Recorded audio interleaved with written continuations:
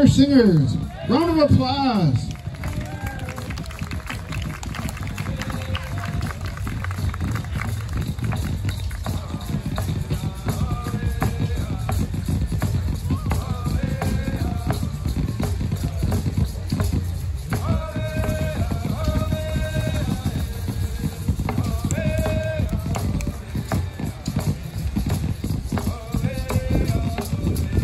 Our singers this year, Nolan Lay and Brady Abrams.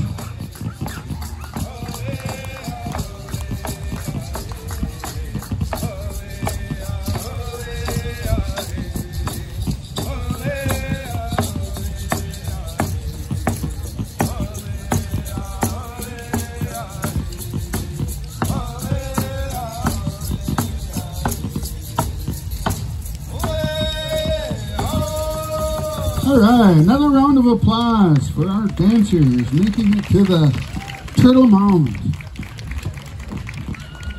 Okay, we're gonna get started right away. And this first dance is a dance we normally do at the beginning of our socials. This is what we call Gatdashod, the standing quiver dance.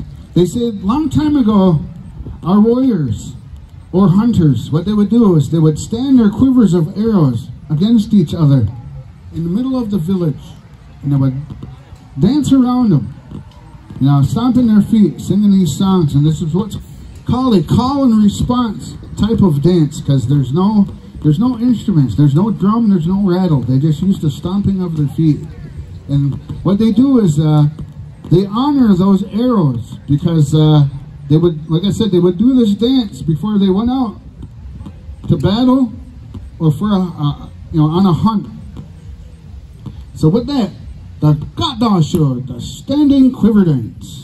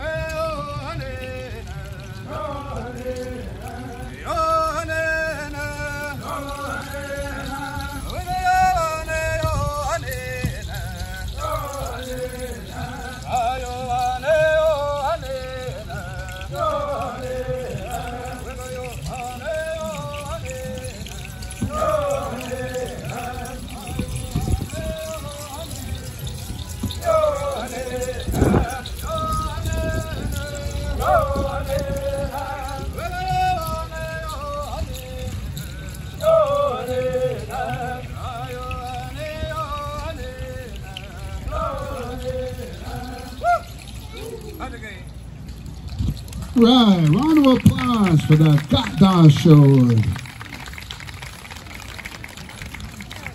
All right, this next dance we're going to do, it's in honor of all you women. They say long time ago, there used to be a sky world. In that sky world grew this celestial tree, and on it grew these really, really nice tasting fruit. But it was forbidden for anybody to pick any of that fruit from that tree. And one day, this pregnant woman, she wanted to plant her own tree. So she went over to the tree and started digging down. She wanted to get, some of the roots. And she dug down so far, she put a hole in that sky world. And she looked through that hole and looked down and saw nothing but water. And, well, there's a bit of a discrepancy whether, she was either pushed or she slipped. We'll say she was pushed. Or not pushed, slipped, okay? She slipped. And as she slipped, she was falling and she grabbed a handful of those roots. And as she was falling, these birds were flying around and they caught her. And they flew around with her for a while and they said, hey, you can't fly around with her forever. We're going to drop her. So this turtle come up out of the water, bottom of the ocean, and they set that woman on that turtle's back, and she sent the muskrat down to the bottom of the ocean, and that muskrat grabbed soil from the bottom of the ocean and brought it to her. She used that soil, took that root, and she started singing this song during this dance, dancing in a counterclockwise direction. As she did that, that turtle began to get bigger. And it's what's called now, what we call Turtle Island. So every time the women do this dance, they say that those women are blessing.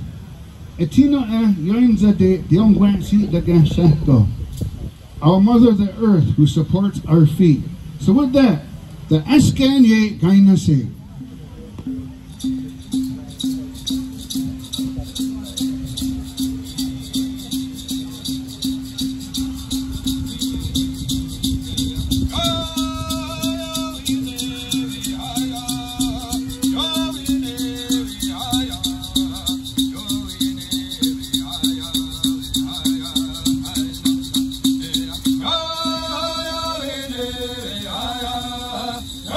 Hare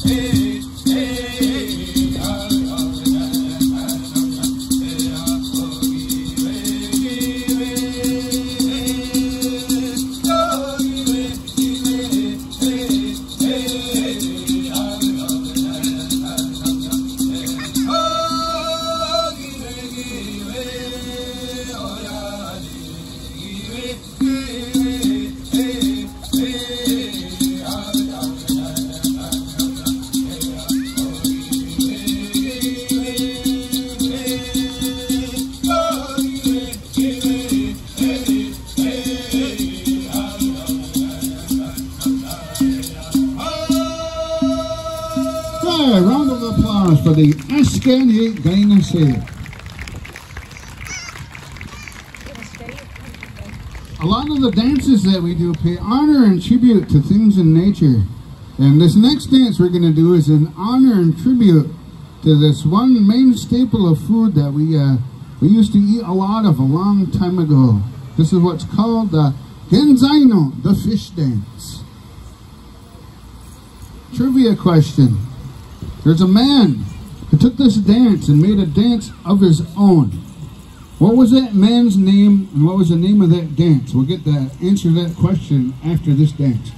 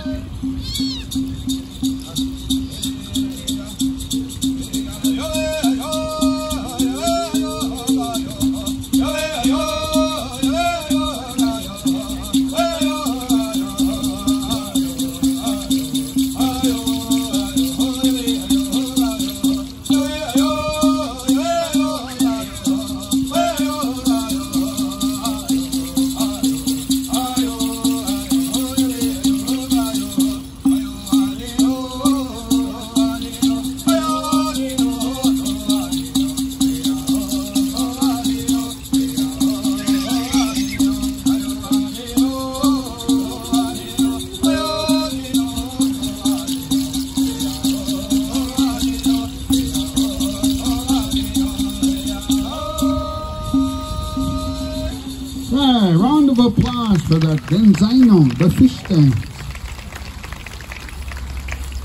Alright, right before this dance we asked a question. There was a man who took that fish dance, made a dance of his own. What was that man's name and what was the name of that dance? I know I ask this every year and nobody seems to remember. Nobody knows? Nobody knows.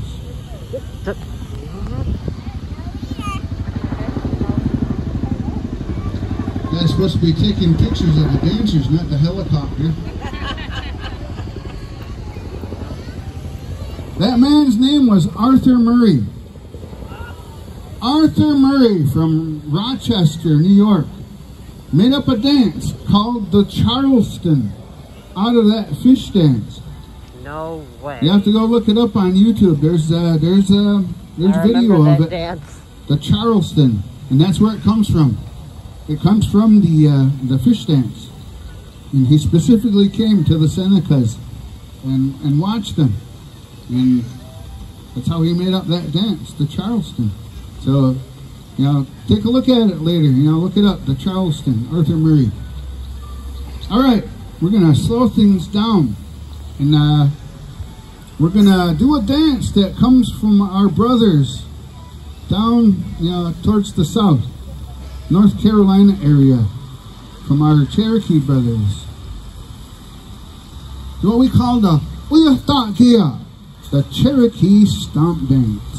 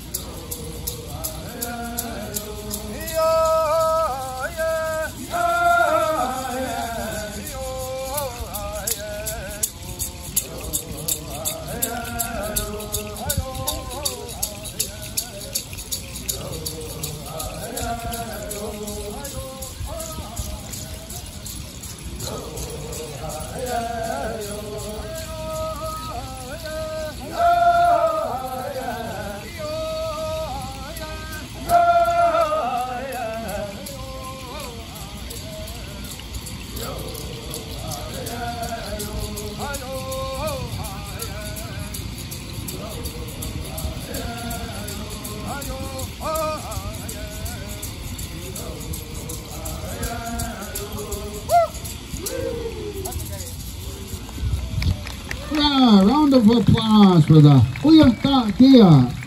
Cherokee Stomp Dance. All right, we're gonna speed things up, and we're gonna do another fast type dance. And this is what we call Wainotio, the sharpen the stick dance.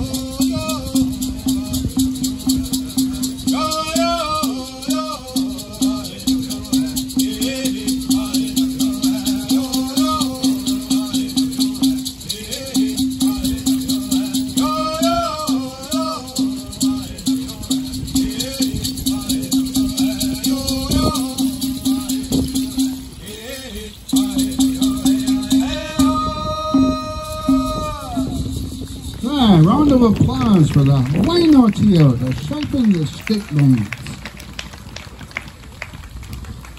Alright, this next dance we're going to do is not really a social type dance, but has really taken off, you know, at shows and competition. Is a competition style dance.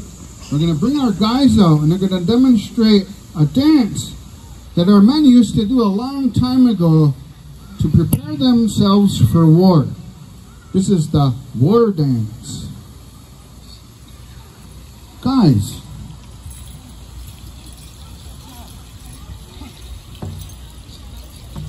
the women never used to do this dance. It was only the guys.